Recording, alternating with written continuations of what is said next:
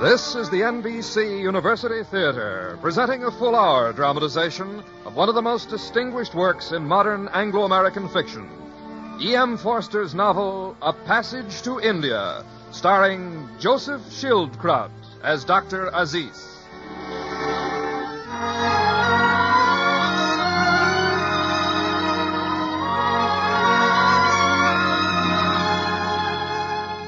Many critics today believe that the finest living English novelist is E.M. Forster, and that A Passage to India is one of the saddest, keenest, and most beautifully written ironic novels of our time.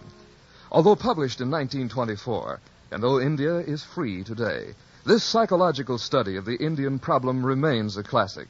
It is impossible, of course, in a single hour to reflect all the complexities of Eastern and Western mind and character that make Forster's work a modern masterpiece. And therefore, in presenting this radio play based on the novel, we do so with a sincere hope that it will encourage our listeners to an actual reading of the book. Now, A Passage to India.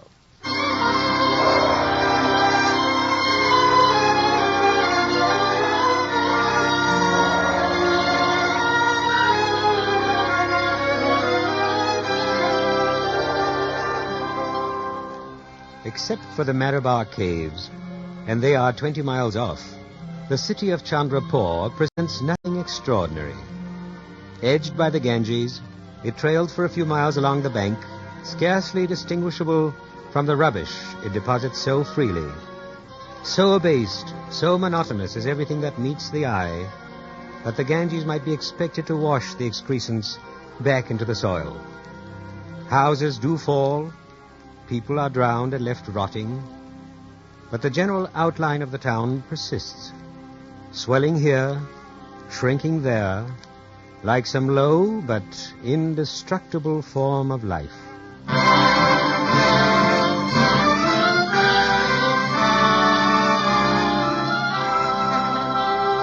Inland, the prospect alters. Beyond the railway on high ground stand the houses of the British Civil Station. The station is sensibly planned, with a red brick club on its brow, and farther back, a grocery and a cemetery. The bungalows are disposed along roads that intersect at right angles. Everything is neat, precise. It shares nothing with the city, except the overarching sky.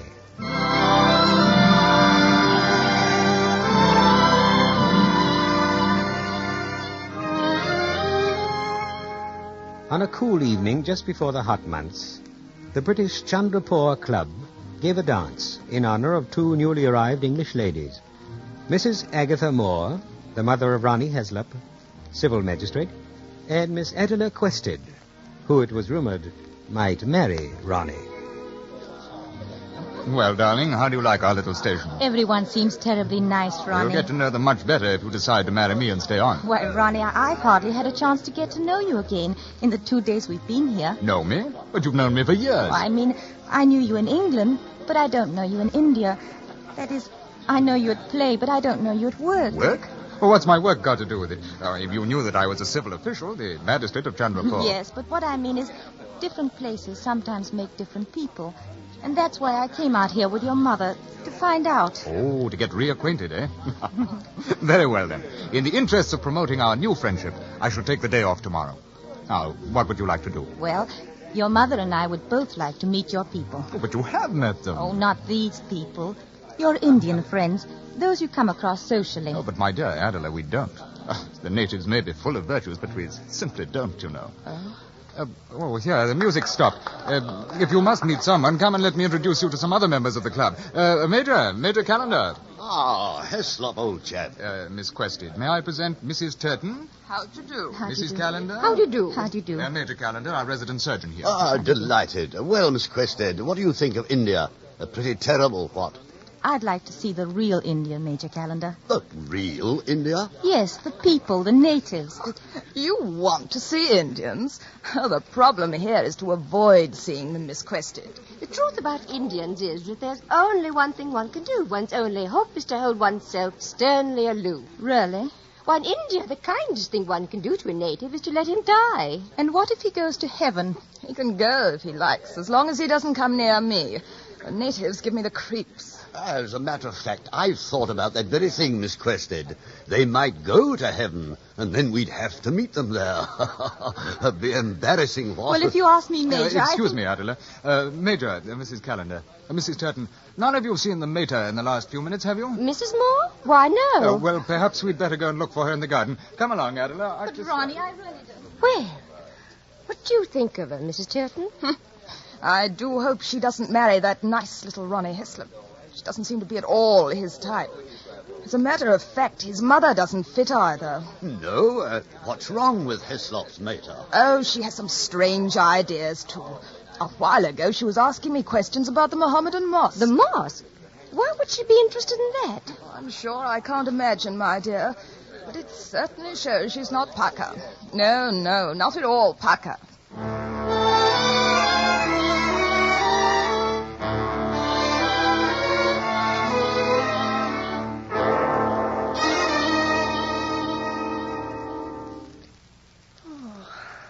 I didn't expect it to be so beautiful. Madame.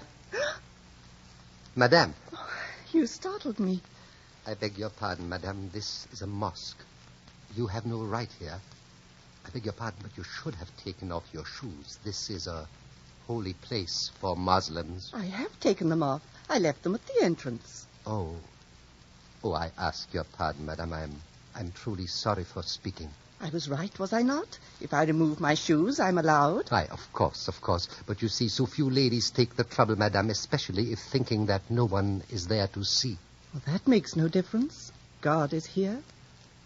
God is here. Very good. Very fine indeed, madame. I shall tell my community and all our friends about you. God is here. Very good indeed. I think you are newly arrived in India, are you not? Yes, how did you know? By the way you address me. May I please know your name, madame? Mrs. Moore. I'm here to visit my son. He's the civil magistrate here. Oh, no, excuse me. That is quite impossible. You see, our city's magistrate's name is Mr. Heslop. I know him intimately. He's my son all the same. I've been married twice. Oh. And widowed twice. I see. I, too, madame, have been married. I've only come from the club. They're having a dance, and it was so hot. Nay, I think you ought not to walk at night alone, madame. There are bad characters about, and leopards may come across from the Malabar Hills. Snakes also. But you walk about yourself. Yes, I am a doctor, though. Snakes do not dare to bite me, madame. A doctor? Then you must know Major Callender, the civil surgeon. Yes, I am his Indian subordinate. Oh, really? You mean you help him with his work? No. I am there so he can waste my time and cut me dead socially, madame. But what does it matter? I am a subordinate. I can do nothing about it, and he knows it. Oh, I beg your pardon. I'm sorry I should not speak this way in your presence, madame. But you have been so sympathetic. I would very much like to be of some service to you. Mrs. Moore, may I please escort you back to the club? Why, yes, if you like. Thank you. I wish I were a member so I might invite you in. That is very kind of you, Mrs. Moore, but Indians are not allowed in the Chandrapur Club. No, not even as guests.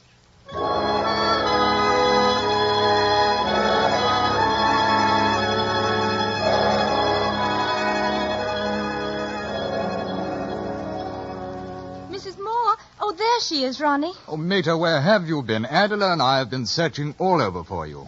I stepped out for a breath of air. But, Mother, you can't do that sort of thing. It's dangerous for an Englishwoman to go out unescorted. Really? Yes, really.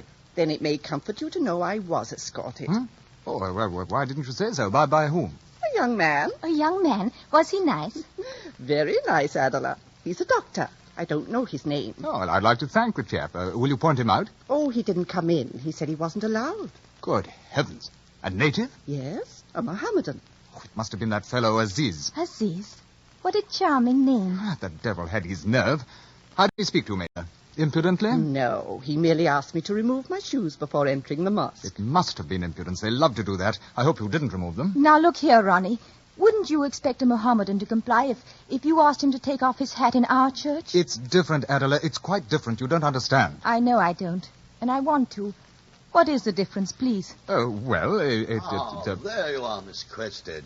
I believe we have the next dance. Oh, very well then, Major. Mother, I wish that you hadn't spoken about this fellow Aziz to Adela. She'll begin wondering whether we treat the natives properly and all that sort of nonsense. Well, do you? Mother, you don't know these natives, or you wouldn't talk such eyewash. They'll fawn on you to your face and hate you behind your back and take advantage of you every chance they can. What makes you so sure of that? Well, once I asked a native lawyer in my court to have a smoke with me. Only a cigarette, mind. And I found out afterwards that he'd sent touts all over the bazaar to announce the fact. Told all the litigants. Better bring your case to Mahmoud Ali. He's in with the city magistrate. Well, taught me a lesson. Isn't the lesson that you should invite all the pleaders to have a smoke with you? I prefer my smoke at the club amongst my own sort, I'm afraid. Then why not be pleasant and invite the pleaders to the club? Mother, you must realize that we're not out here for the purpose of behaving pleasantly. We're out here to do justice and keep the peace. No, we're not pleasant in India, and we don't intend to be pleasant. We've something more important to do. Are you quite finished? Quite. Then let me say something. India is a part of the earth, and the good Lord put us on earth to be pleasant to one another. From what Adela and I have seen, you and these others aren't being pleasant or even decent. And for the life of me, I can't understand why. Do you want to find out? Yes, I do. Very well, you shall. I'll ask the commissioner to arrange a bridge party. A bridge party? But, Ronnie, I don't play. Oh, it's not cards, Mater. It's an expression we use. A bridge party here is a party to bridge the gap between East and West. We'll invite some of your precious natives and let you meet them and see how they behave. Then perhaps you'll understand our attitude a little better.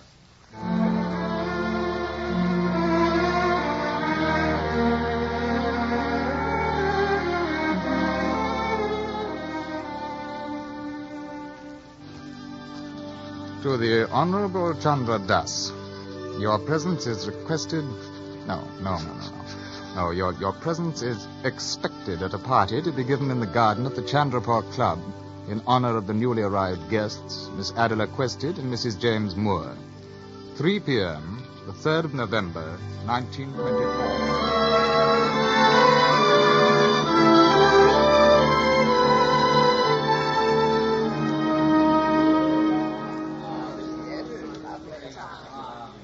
Mrs. Turton, do tell me why the Indian ladies all stand off to one side of the garden with their faces to the hedge. Further, my dear. Further? It's a custom. They mustn't let the men see their faces. How perfectly awful. Ah, there, Mrs. Moore, Miss Quested. Well, what do you think of the Aryan brother in spats and tope? I think it's positively terrible, Major. Oh, ludicrous, aren't they? You mistake me, Major Calendar. What I think is awful is that a thing like this so-called party could happen. Eh?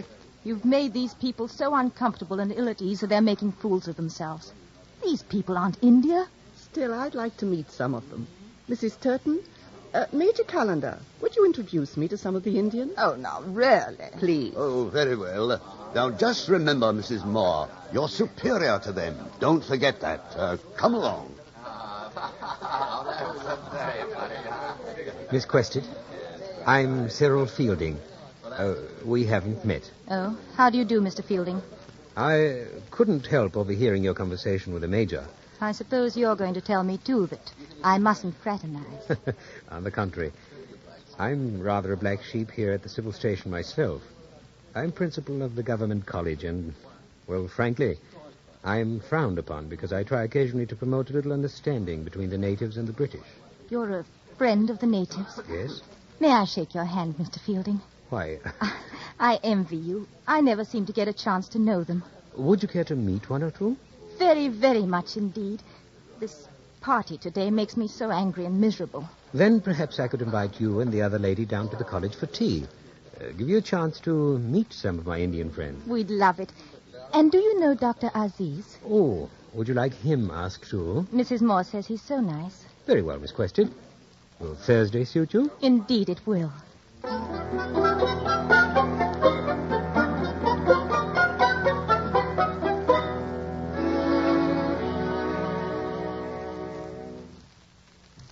Miss Quested, I'd like you to meet a very dear friend, Dr. Aziz. How do you do? How do you do? Ah, and there is Mrs. Moore. Oh, you've met? Dr. Aziz is the young man I met at the mosque the other night. Of course. Would either of you ladies care to look around my college? Do show me around, Mr. Fielding. Adela and Dr. Aziz will want to stay here and get acquainted. I'm sure the doctor can tell her many interesting things about India. Very well. We won't be long. This way, Mrs. Moore. I'm sure you'll find it very, very interesting. Yes? A doctor must find his work very interesting. Yes. So very interesting. Yes. So you and Mrs. Moore met at the mosque. Yes. Miss Quested. I saw the mosque as we were coming in. I beg your pardon, Miss Quested. Yes. We are by nature a most informal people, really. You are? Yes. Oh, dear me, I was beginning to sound just like Major Callender's wife. Not that bad, no. You must forgive me. You see, I've never been in India before, and I'm deathly afraid that I'm going to violate some obscure point of Indian etiquette. As a matter of fact, Miss Quested, there is no such thing, believe me. My people believe that so long as we cause no one discomfort, you see, that is etiquette quite enough. It does sound a good deal more practical than worrying about which spoon. May I ask a personal question, please? Certainly. They say you have come here to marry Mrs. Moore's son, the city magistrate? I may. What do your people think of Ronnie, Magistrate Heslop? We think it is a great honor to be a magistrate. That isn't what I meant. I have often thought I should like very much to be a magistrate. You still haven't answered If I were, I should sit right here in this very room doing justice, Miss Preston. You see, a poor widow would come along and she has been robbed, and I give her 50 rupees, and to another I would give 100, and so on. I suppose if you were magistrate, you would never punish anyone. Precisely, Miss Cresta, precisely. I would say, poor criminal, give him another chance. It only makes a man worse, much worse, to go to prison and be corrupted. And if the poor criminal went off and robbed another widow? Then I should give him enough rupees so he would not have to rob. A magistrate, I think, should be kind and not prejudiced. I beg your pardon. Do you understand, Miss Quested, what I am saying? Perhaps. Thank you. If so, you understand my people. I understand very few people, Doctor. I only know whom I like and dislike. Then you are an Oriental. Oh, I'm hardly that. I know nothing of India. And what would you like to know? I'd like to see it. So far, all I've seen is the civil station. Oh, you must visit the Marabar Caves. Marabar Caves? Oh, surely you have heard of them. No, I don't believe I have. Where are they? Oh, about 20 miles from Chandrapur. Believe me, they are very unique. I should love to see them.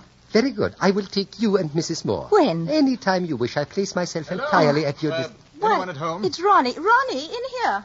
Yeah, what's happened to Fielding? Where's Mother? Good evening, Ronnie. I want you and Mother at once. There's to be polo. I thought there was to be no polo. No, everything's altered. Come along. I'll tell you about it. Your mother will return shortly, Mr. Heslop. Will you take some tea? I should like you to fetch her at once. I'm sure one of Mr. Fielding's servants will be most happy to fetch her. Very well. Let's see that he does. Ronnie. There will be no need, Sahib. There they come now. Oh, don't trouble, Mother. I'll come out and meet you. Hello, Ronnie. You seem annoyed. I say, old man, do you think that you ought to have left Miss Quested alone? I really can't see the harm, Ronnie. Well, if you can't see, you can't see. But can't you understand the fellow's a bounder? He was as impudent as sin. He isn't a bounder. If he was impudent, perhaps his nerves were upset. Well, he'd better mind his precious nerves, or by heaven, he'll hear from me.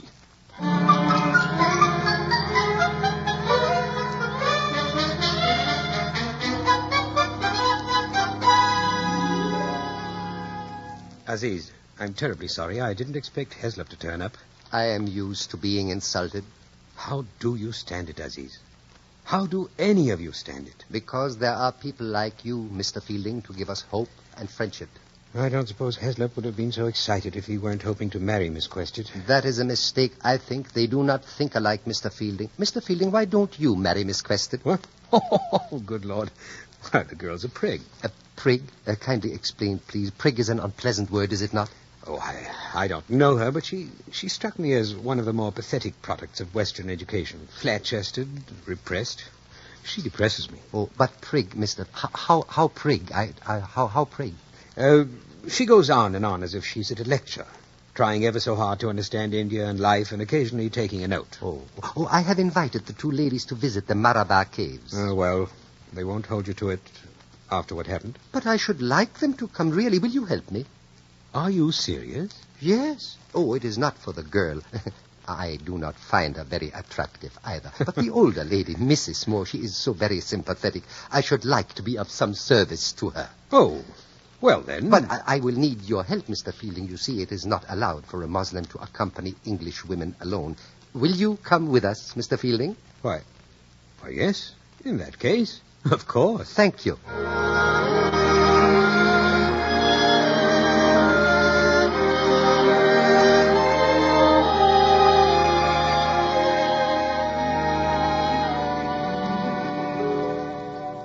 But he's a Muslim. You can't do it, Adela. But why not, Ronnie? He's intelligent and interesting. The finest type of educated Indian. Why, if I were a woman of his own race, But that is the point. You are not a woman of his race. You're English. And if you intend to marry me, you'll have to stop this nonsense. But there's my official position to consider. I haven't decided to marry you yet. No, but you will. We're both a good deal of common sense, Adela, And what about love? Well, what about it? We're fond enough of each other. Not enough to trust me out on a harmless expedition, it seems. Not even with your mother along. Well, if you loved me, you wouldn't go. Well, I came to see India, and I intend to do it. I'm sorry, Ronnie. I'm going.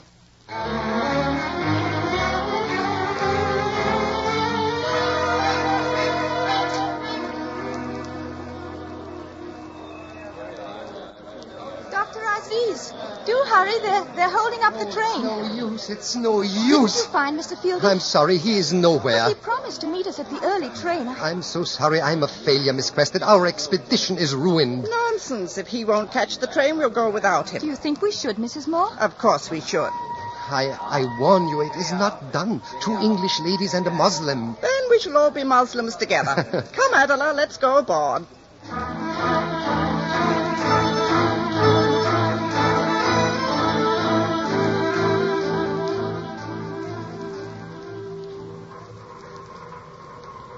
I am afraid our Indian railroads are not very comfortable, Mrs. Moore. We're used to that. In just a few moments, the sun will rise, and we will be able to see the Malabar Hills. Oh, Miss Quested should be able to make a photograph with her camera. Miss Quested? No. I'm afraid she's dropped off to sleep. Yes. No. Oh. Poor child. She had a frightful row last night with my son. I don't suppose she slept very well afterwards. Dear girl. I wonder what she's dreaming about. It's wrong. He's a Muslim. He's a Muslim. He's a Muslim. Common sense. Marry Ronnie. Take this man. What about love? What about love? Common sense. Marry Ronnie. But Aziz. He's a Muslim. It's wrong. Marry Ronnie. Take this man. No.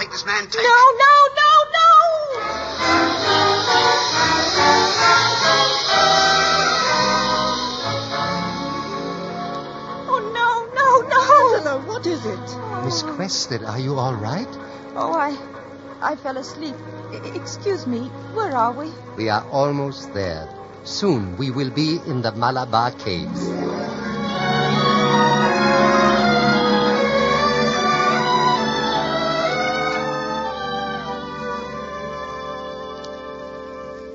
It's absolutely magnificent.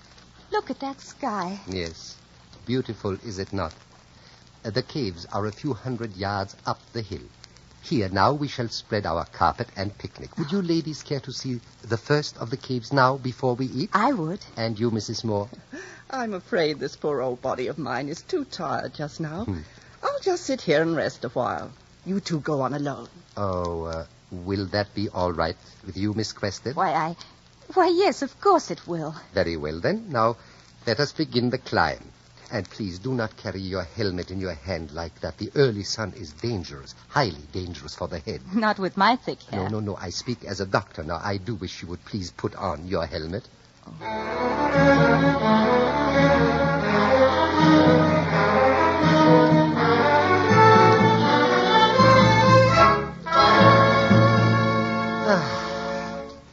Here we are.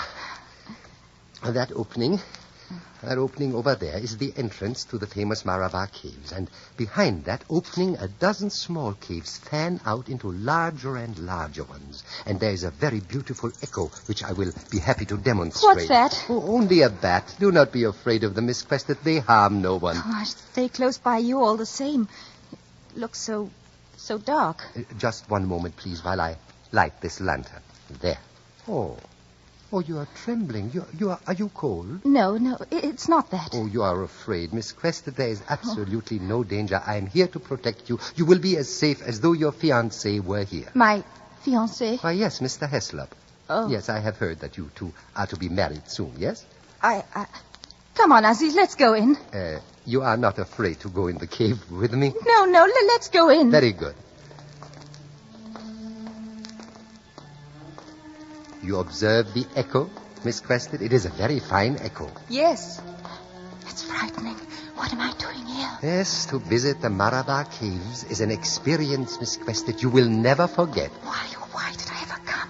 It is a pity, though, that Mrs. Moore is not here to see this. And, of course, your fiancé, Mr. Heslop, too. Ronnie?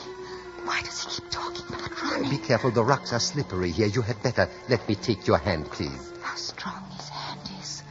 And how fine. How attractive he must seem to women of his race. The cave is very beautiful, is it not? They do make a difference. Beauty and physical charm.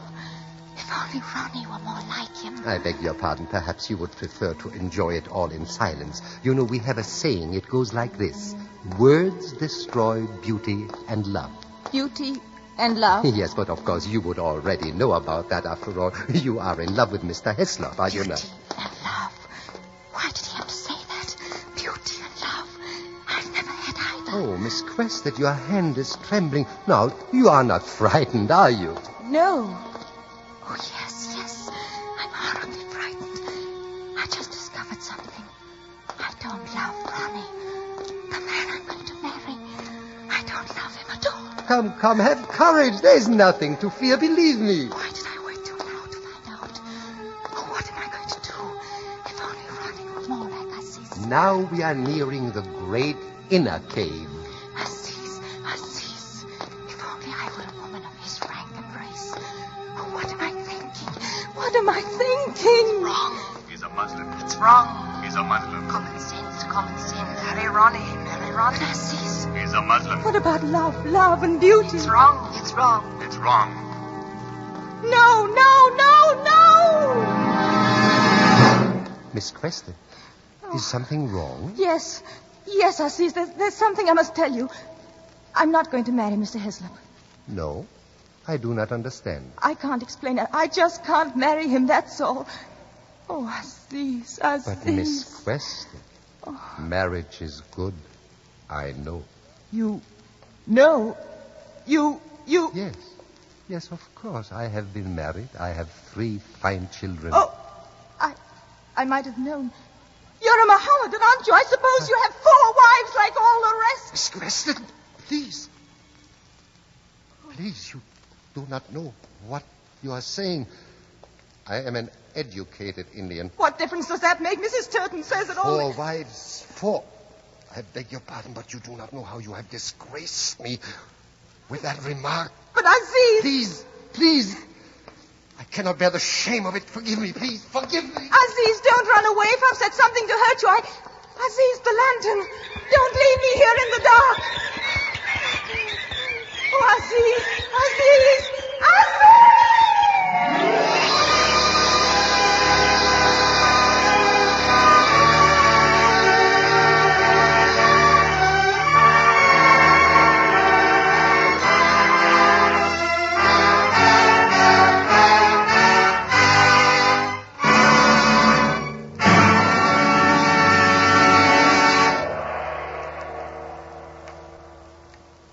From Hollywood, the NBC University Theater is bringing you Joseph Schildkraut in a radio play based on E.M. Forster's A Passage to India, another in our series of dramatizations of outstanding works by modern British and American authors.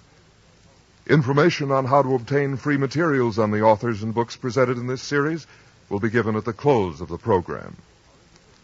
Our intermission commentator today on A Passage to India is a friend of E.M. Forster, Mr. Ralph Bates, who has distinguished himself as a critic, as a journalist, as an instructor in creative writing at New York University, and as the author of The Olive Branch and other novels. We present Ralph Bates speaking to you from New York. In all the novels Mr. Forster wrote before 1914, there is one theme that is never missing. The barriers between men, classes, cultures, and nations, and deeper still, the division in the very heart of man.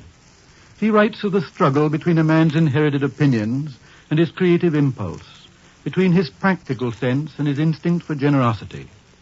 Call one side the prose of life and the other the passion, as Mr. Forster does. Now, many authors have chosen this theme. Mr. Forster's distinctive quality is this. Though he stands nearer to the passion than to the prose, he will not rush into battle with a single cry. We must connect the prose and the passion, not oppose them. Intelligence and generosity are his gods. His manifestos are not battle hymns, but witty and humane discourses. His wit, like his thought, is often brilliant, but it is the truth of his wit which astonishes, not its sheer candle power. It is the same with a passage to India written after the First World War, when public evils, such as imperialism, forced themselves upon attention. Now, it would be quite legitimate to criticize British rule in India by writing of such tragic events as the Amritsar massacre, upon a heroic scale.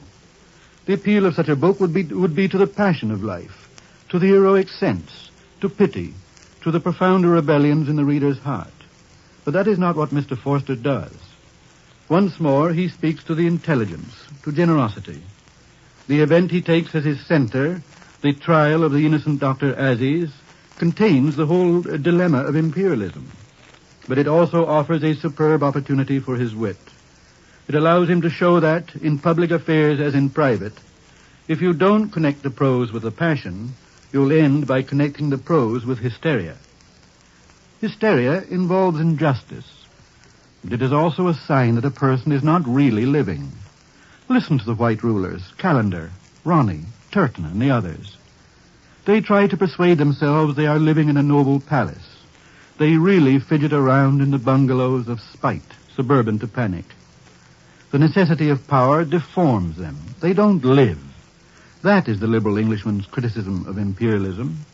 It raises barriers against life for both ruler and subject, and it overwhelms generosity and stunts the intelligence. Now, the world of today is full of passions, too full. It may seem to some that Mr. Forster does not match an age in which all is monstrous collision. He may seem to be a traffic cop in a forsaken city. But that is the very measure of his greatness, for that city is the true capital of the intelligent life.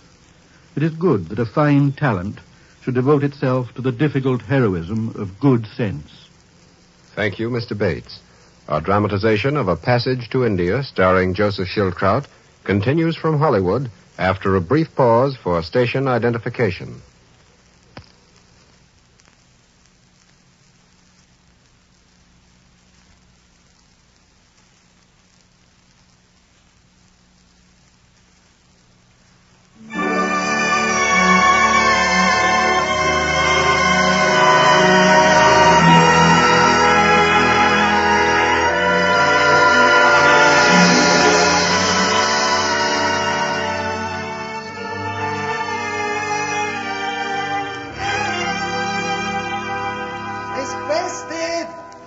Miss Quested! Hello! Hello in there! Oh, Mr. Fielding! Mr. Fielding! Why, it's Aziz. Mr. Fielding, praise Allah, you've come. I missed the train and persuaded Mrs. Turton to drive me up. What's wrong, Aziz? You're white as a sheet. Mr. Fielding, strike me, kill me. Don't be an idiot. What's happened? Mr. Fielding, Miss Quested has disappeared. What happened? We were in the cave. She made some remark which upset me terribly. I was very overcome, and I rushed away to regain my balance, and when I came back, she was gone. You don't suppose she's lost in the cave? I have searched it. She must have come out, because her camera was lying outside with the strap broken, and her sun helmet. Hello, that's bad without a helmet. She'll have to watch out for sunstroke. I could kill myself. I have disgraced myself by failing in my responsibility. Pull yourself together, man. Fielding, look. There, look down the plane. Good heavens. Is it not Miss Quested and the other ladies getting into a car? You're right. That's Mrs. Turton's car. Then she's all right. Oh, thank heaven. Well, they're driving off. That's most strange. Hi! Mrs. Turton! Miss Quested! Hi! It is too late, Fielding. They did not hear you. Well, of all the unnatural, unheard of, unexcelled acts of impoliteness, they didn't even wait for us. I do not understand it. Neither do I. But I'm going to demand an explanation the minute I get back to Chandrapur.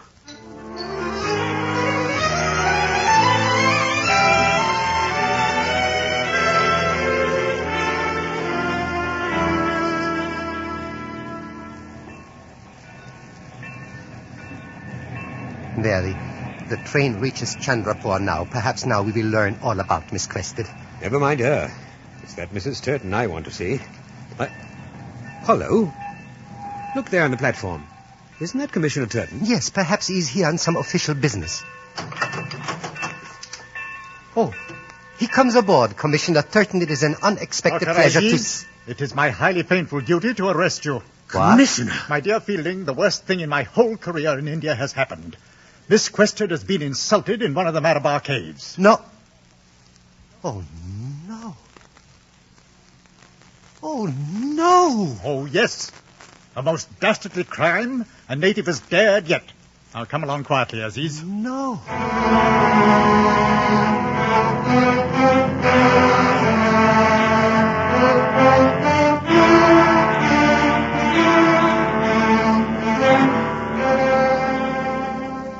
Now, see here, Turton. I demand an explanation. Calm down, Fielding. Dr. Aziz was arrested for molesting Miss Quested in one of the caves. She escaped by the grace of God. But it's ridiculous. Who placed this charge? Mrs. Turton. And the victim herself. The girl herself? Then she's mad. I cannot pass that last remark. You will withdraw it immediately. All right. I'm sorry. But I don't believe that Aziz could do such a thing. Now, can you tell me the precise nature of the charge? He took her into this cave, extinguished the lantern, and made insulting advances. What? She struck at him with her camera, and the strap broke. Oh, but... She rushed out of the cave and down the hill. Oh. Mrs. Turton found her in a hysterical state and drove her back to Chandrapur. She's in the hospital now. When can I speak to her? She's already told her story. But she's told it to you, and told you when she was hysterical. She might have lost her head from fear of being left in the cave, or suffered a sunstroke after without a helmet. She couldn't have thought of this story by herself. Someone else must have helped to plant it in her mind. Fielding! My wife was the woman who was with her afterward. That is a repetition of your insult in aggravated form. Withdraw it instantly. I apologize again. And by the way, Fielding, there will be an informal meeting at the Chandrapur Club this evening to discuss the situation and what's to be done about the natives. But in view of your obvious sympathies, I'm doubtful if you care to come. On the contrary, sir. I shall most certainly come.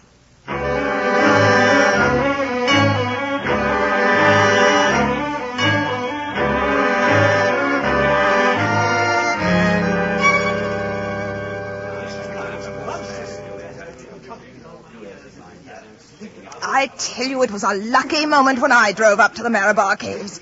I had a feeling there was something evil going on. She was positively hysterical, just flung herself about. And she'd suffered hundreds of cuts from the cactus. If it was the cactus. Oh, it's terrible, just terrible. Attention! Your attention, please. Will this meeting now come to order? Now, first, I want to talk especially to the ladies. Now, there's not the least cause for alarm. Keep cool. Keep cool. Don't go out more than you can help. Don't go into the city. And don't talk before your servants. The drums. I hear them. The natives are coming. Mrs. Calendar, be calm. Those drums are only for the feast of Muharram. My men are watching it. Now, will the ladies please leave the smoking room? There are some things we men must discuss. Oh, I can't mind it. Honestly. Now, gentlemen, someone has suggested that we call out the troops. I hardly think that's necessary. And don't start carrying arms about. Get the women folk off to the hills if you like, but do it quietly. Just remember, one isolated Indian has is charged with an attempted crime. Act upon that fact until there are more facts. Commissioner Turton, I've learned some facts about this case you'll be interested to know. Major Calendar. I've learned that the prisoner bribed his servant not to accompany her to the caves. As to how they managed to get rid of a certain Englishman who was to accompany the train, well, money has strange powers. Major, I demand you withdraw that. I didn't mean to imply you, Mr. Fielding. Just that your servant was bribed to make you late for the train. That's ridiculous, and you know it. Not ridiculous. Neatly planned. Planned so that Beast could be alone with that defenseless girl. Pretty, eh? I say it's time for action. Call in the troops and clear the bazaar.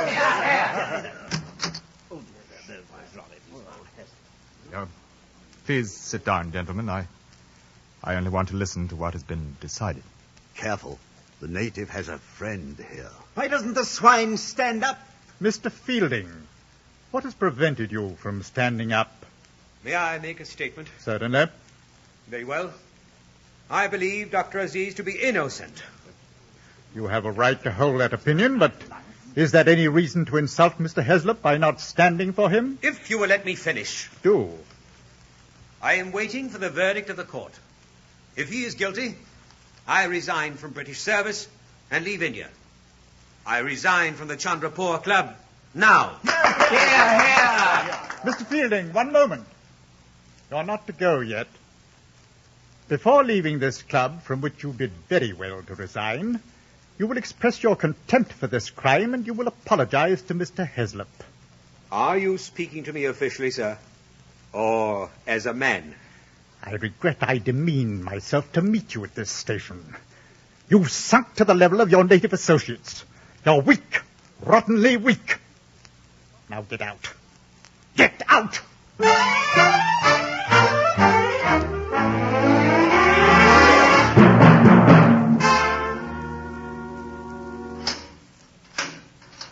Aziz. Oh, Fielding. You did not desert me. I would have come sooner, but they barred me. How are you? How should I be? My career, my name, gone, ruined. But you're not guilty. What difference? Even if I am acquitted, I cannot go among the English anymore. They will hate me all the more. We'll get the best lawyers. My friend Mahmoud Ali will plead my case. He's a good man. Oh, good man. Fielding, do you think it will make any difference? Don't you? My chances are not worth that. We'll fight it. We'll appeal if it takes every penny I've got. I swear it. Fielding, be kind enough. On the cut over there is a brown envelope. Please get it. This? Yes. Open it, please. Very well. Who's this? My wife. She's very beautiful. You are the first Englishman who has ever seen her face. You do me a great honor. I thought it was against the custom of the Purdah. I should have told her you were my brother. My brother may see my wife. Brother? Is only a word. More than a word, Fielding. Much more. All men are my brothers. And when one behaves as such, he may see my wife. And when all men behave as such, the custom of the Purdah will vanish. It is because you can say such a thing that I show you her picture.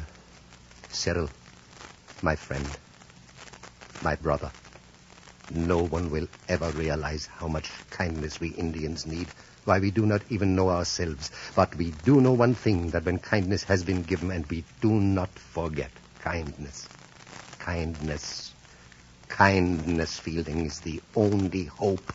What use the reform committees and the brotherhood movements and all that when your people still sneer at our skin? Forgive me, please. You may put her picture away now. She is of no importance. She has been dead for 12 years.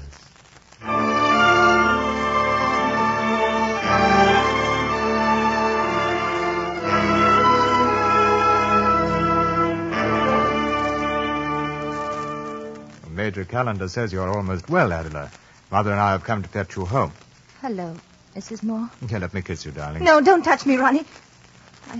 I'm sorry. It's just I can't bear to have anyone touch me. I understand, my dear. Everyone's so kind, so very kind. I must get things straight in my mind first, that's all. Yes, of course. But you should be all right in time for the trial. Trial?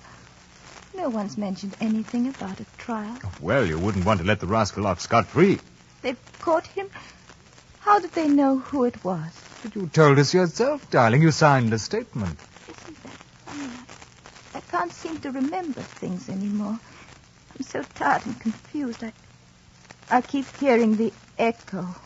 Echo? The echo from the cave. I hear it all the time now. I can't seem to get rid of it.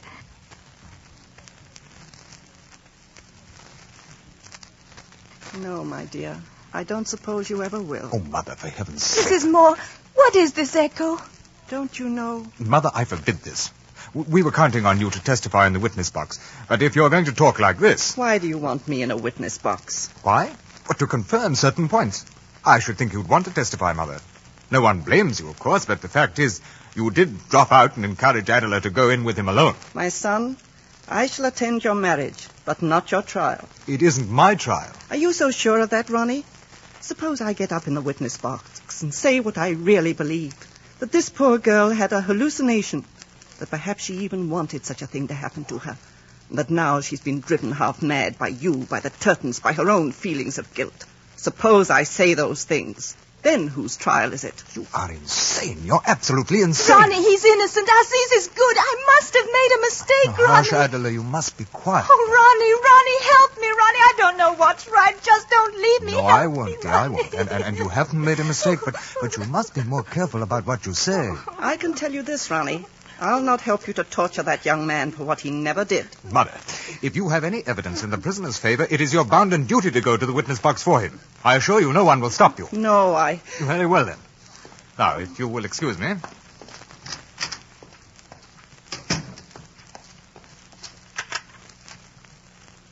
Hello? Yeah, get me the police commissioner, please.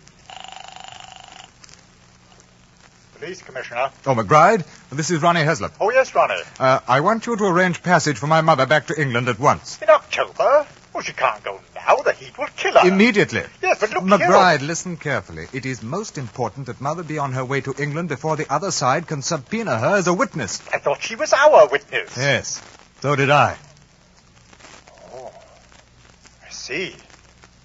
Very well, Ronnie. I'll take care of it at once.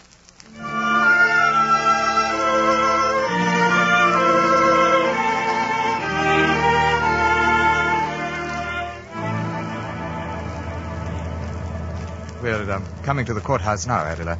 How do you feel? Oh, I'm sure to break down. I can't. Adela, you mustn't. We're depending upon you.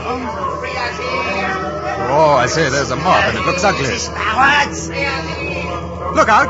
Oh. Hey, driver, they've cracked the glass. Drive around to the back. I don't like the looks of this. This must be Fielding's doing.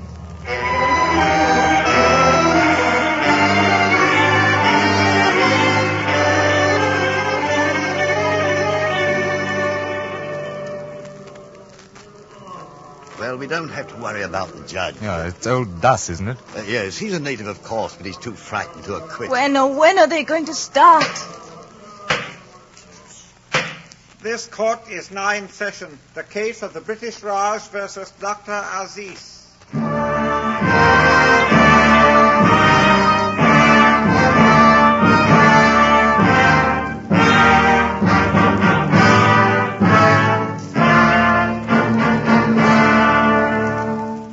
Yes, gentlemen. It was at the home of a certain Mr. Fielding that the prisoner met Miss Quested, and there conceived his evil desires concerning her. And need I point out a certain scientific truth that that the darker races are physically attracted by the fairer, but not, I repeat, not vice versa. This is not a matter for bitterness, but merely a fact which any scientific observer will confirm. Even when the lady is so uglier than the gentleman? Turn that man out! Proceed, Mr. McBride.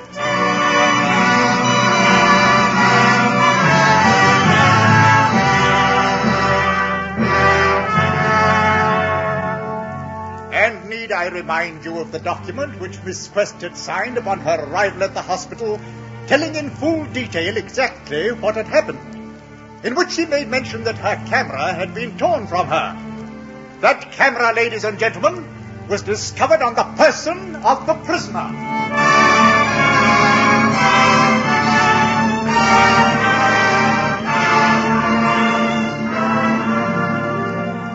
And he even went so far as to influence another English lady, Mrs. Moore, to remain behind so that he might have Miss Quested alone in the cave. Why do you not call this Mrs. Moore and let us hear her story? I do not propose to call her. No, because you have smuggled her out of the country. She would have proved his innocence. Need I remind Mr. Mahmoud Ali that the defense could have called her at any time? No.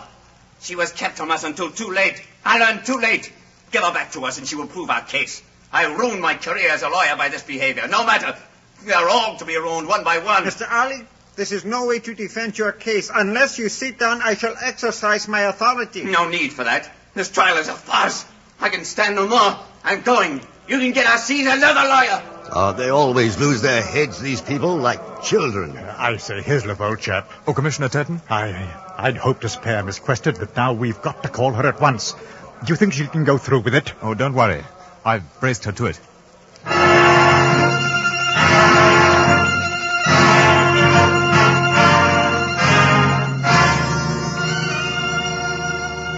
Now, Miss Quested, you said Mrs. Moore was tired and she sat alone while you and the prisoner went up to the cave.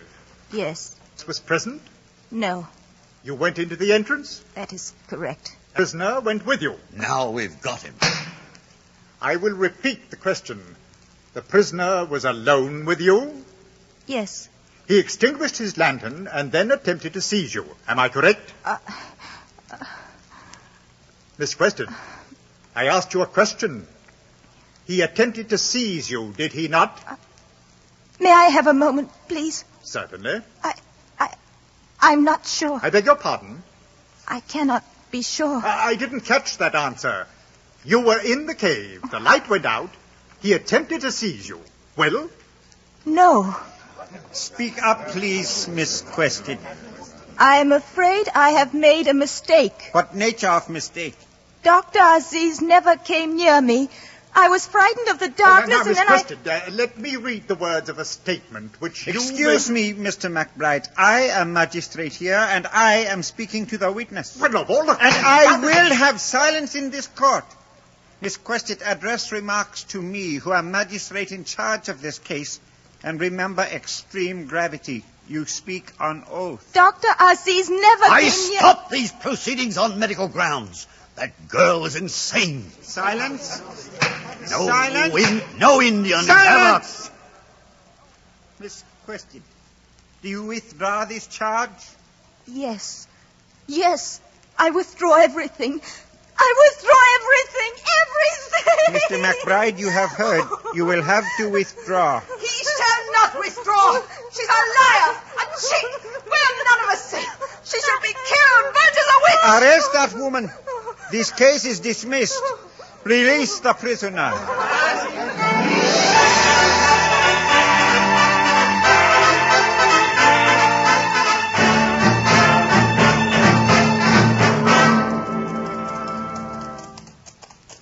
It was good of you to ride as far as Amagir with me, my friend.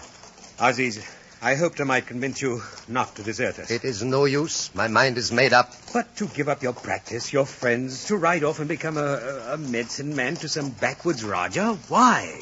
The English frightened me, Cyril. When a man is frightened, he can only do two things. He can kick and scream on the committees and in the political parties, or he can retreat to the jungle where no English ever comes. And why should you choose to retreat? Because of you. I don't understand. If all Englishmen were like the Turtons and the Burtons and the Calendars, then I could stay and fight. But the good English, the decent English like you, my friend, and Mrs. Moore, you have disorganized my hatred. But if we're friends, why do you run away? Because at last I am an Indian, and my loyalty is undivided now, and my heart is for my people. We're almost to the fork of the road. Before we part, there's a piece of news I cannot keep from you. Yes? What news is that? Mrs. Moore died. No. On the ship to England. I wonder if her son will admit to himself that he killed her. I doubt it. He even refused to marry Miss Quested, you know. I cannot feel sorrow for her. No, I suppose not. Here's the parting, Aziz. Whoa! Whoa! Whoa! Your road lies ahead. Mine to the right. Where shall you be? I go to a place in northern India called Mao. You know, many years ago, another young Mohammedan went there. He was a saint.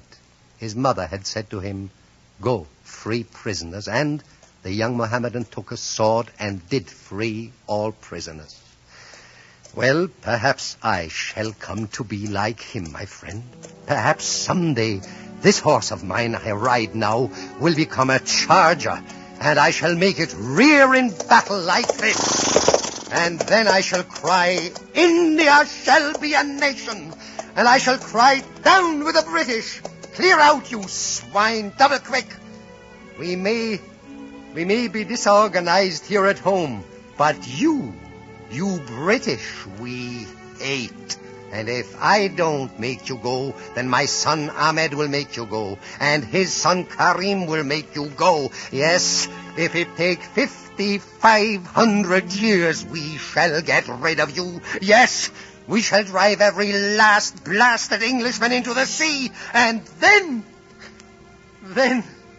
my very, very dear Cyril, you and I shall be friends. But why can't we be friends now? It's what I want. It's what you want. The horses do not want it. See how they pull us apart.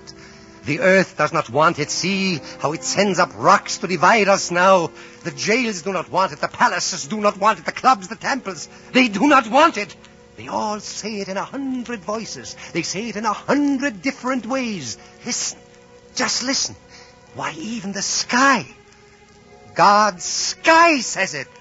No, not yet. Not yet. Not yet.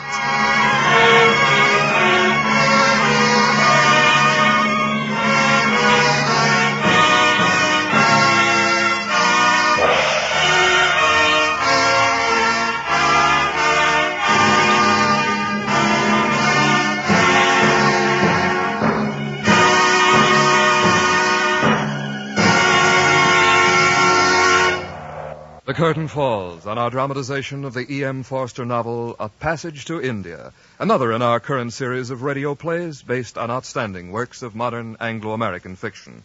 The adaptation for radio was written by George Lefferts and Van Woodward.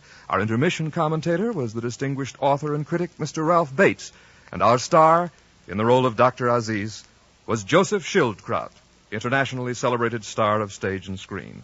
Our cast included Ben Wright, Alma Lawton, Alec Harford, Constance Cavendish, Marion Richmond, Norma Varden, Donald Morrison, Raymond Lawrence, Parley Bear, Paul Marion. Your announcer, Don Stanley. Next week at this time, the NBC University Theater turns to the work of an American author, John Dos Passos, as we present a radio play based on his famous novel, Three Soldiers.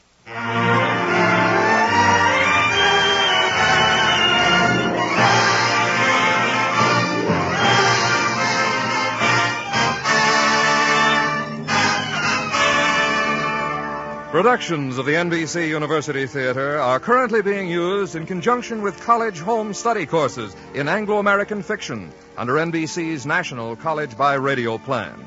This plan permits NBC listeners to obtain college-supervised, organized education at home by means of radio listening and supplementary study. For full information about the authors and how to take advantage of this home study plan, which is currently being developed at the University of Louisville and elsewhere, send a penny postcard to College by Radio Courses, National Broadcasting Company, New York 20, New York. That's College by Radio Courses, National Broadcasting Company, New York 20, New York. Original music for A Passage to India was composed by Albert Harris and conducted by Henry Russell.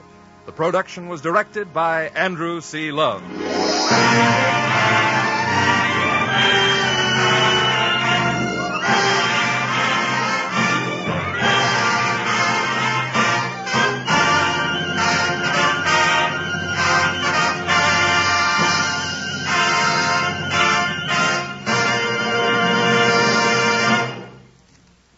This program came to you from Hollywood.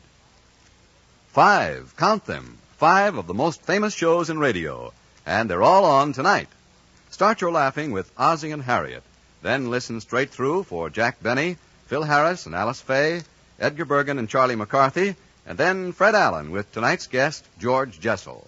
Remember, for the best time of your life, the best time is tonight on most of these NBC stations. This is NBC, the National Broadcasting Company.